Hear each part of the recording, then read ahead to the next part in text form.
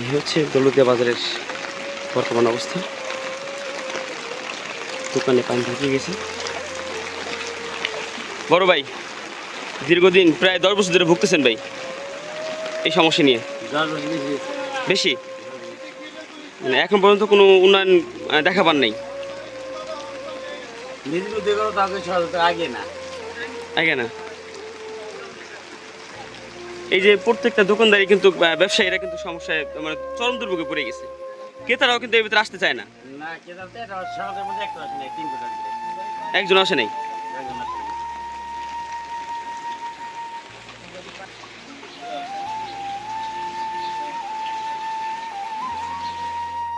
বাজারের ছোট ব্যবসায়ী বাজারের যে অবস্থা, আমরা খুব চরম দুর্ভোগের মধ্যে আছি।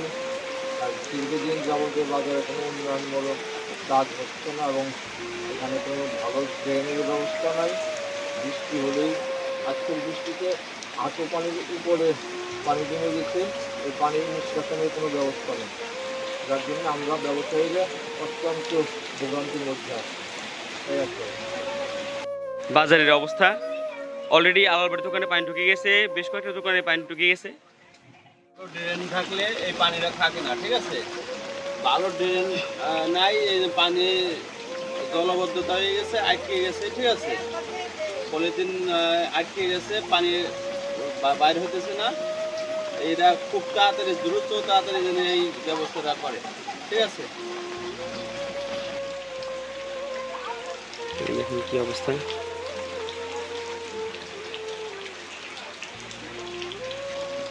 অবস্থা খুব খারাপ। এখন কি প্রতিকার চান না আপনারা? কোনো ভাড়া যাইতেছে না বাজারে, মানে পানি খাতানো হয়ে গেছে, একবার করে বাড়তেছি না কিছু না।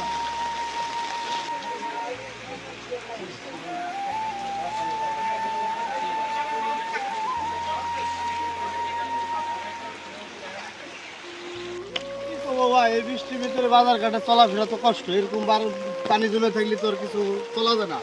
একজন মানুষ বাড়িতে বাইরে ঘরে বাজার ঘাটে আসবে, সুবিধা নাই। অবস্থা কি দেখেন না, পানি একবার ভরে গেছে, গিরে সমানে পানি হয়ে গেছে বাজারের ভিতরে।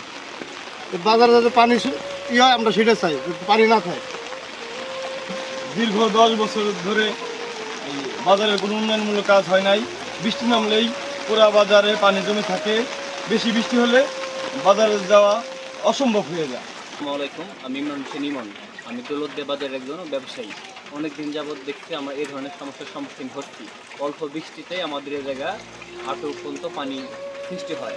এতে আমাদের অনেক মাল নষ্ট হয়ে যায়, প্রত্যেকটা গোডাউনে পানি ঢুকে যায়। প্রত্যেকটা গোডাউনে পানি ঢুকলে চিনি, আটা, লবণ নানা ধরনের সমস্যার সম্মুখীন হচ্ছি। অনেক নেতাকর্মী আছে আমাদের আশ্বাস দেয়, কিন্তু আশ্বাস অনুযায়ী আমাদের কোনো কাজ করে না। এই জন্য আমি গোলন্দ উপজেলার টিউন স্যারকে দৃষ্টি আকর্ষণ করছি, অতি দূরত্ব আমাদের এই ধরনের সমস্যা থেকে সম্মুখীন থেকে আমাদের মুক্তি দেয়।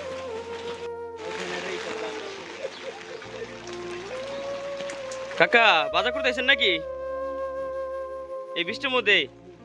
এত পানির মধ্যে কেমন আইডি আসলেন?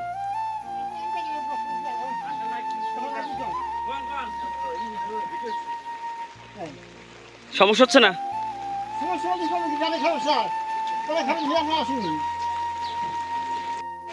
এই বিগত 10 বছর ধরে এখানে পানি বেড়ে যায়, টার্মিনাল হওয়ার পরে আমাদের এখানে বাজার হচ্ছে নিচা, চারপাশ দিয়ে উঁচা, কিন্তু আমাদের এই বাজার নিচা।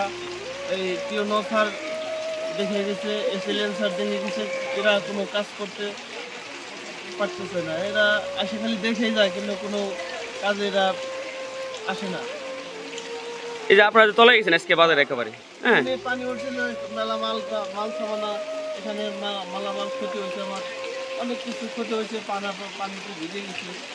আর কী করবো, আমার পরিস্থিতি কেউ তো অনেক কিতাব এসে দেখেই যায় খালি, কিন্তু এরা কাজে আসে না, ঠিক আছে? এই তাছাড়া এখন আমরা সাধারণ জনগণ এ নিয়ে তো আমরা কোনো কাজ করতে পারি না, ঠিক আছে? আর এ আমাদের দ্বারা সম্ভব না। এটা তো আমরা কীভাবে এই কাজ সম্ভব করবো আর কি, ঠিক আছে? আমাদের দ্বারা সম্ভব না। তাহলে এরা দেখে যায়, খালি আশ্বাস দেয়, কেন স্যার, এসিলেন স্যার আসে দেখে গেছে, কিন্তু এরা কোনো কাজ করতেছে না, ঠিক আছে? এই এখন আমাদের অবস্থা, আমরা জলাবদ্ধতা নিরসন হচ্ছে না কোনোভাবেই। গত 10 বছর যাবৎ আমরা এই সমস্যায় ভুগতেছি।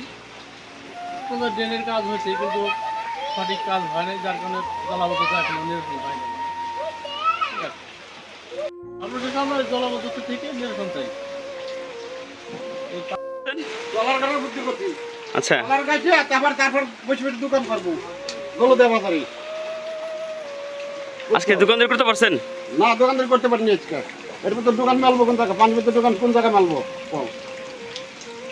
এই যে সব মাল, এই যে বিজে বুঝে মানসিটা দিতেছি কম দামে, বেশি দাম মাল আছে কম দামে, এখন কাঁচামাল তো দিয়ে দেবো মানুষ। পচা ফেলা দিলে তো চালান পাবো কোন জায়গায় আমরা? হুম। এই জন্য মানুষ দিয়ে দিতেছি।